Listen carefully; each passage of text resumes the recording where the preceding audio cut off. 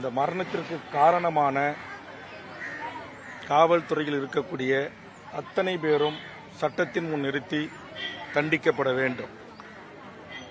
இந்த சம்பவத்தில் இந்த ஸ்பெஷல் டீம் என்று சொல்லக்கூடிய 6 நபர்கள் இதில் ஈடுபட்டதாக அவருடைய குடும்பத்தார் சொல்லுகிறார்கள்.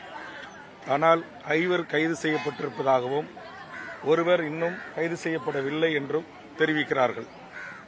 மேலும் சம்பந்தப்பட்ட காவல் நிலைய ஆய்வாளர் மீது இதுவரையிலும் எந்த ஒரு நடவடிக்கையும் எடுக்கவில்லை என்று அவருடைய குடும்பத்தாரும் உறவினர்களும் தெரிவிக்கிறார்கள்.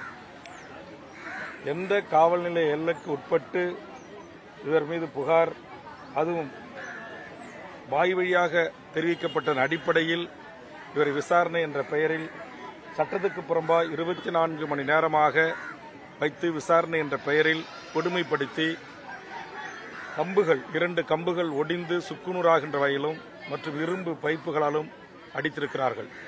நேற்றைய தினம் மதுரை உயர்நீதிமன்றம் இதை மிக கடுமையாக இந்த வழக்கை எடுத்துக்கொண்டு சம்பந்தப்பட்டவர்கள் மீது சரமாரியான அரசின் மீதும் காவல்துறை மீதும் கேள்வியை நீதிமன்றம் எழுப்பியிருக்கிறது.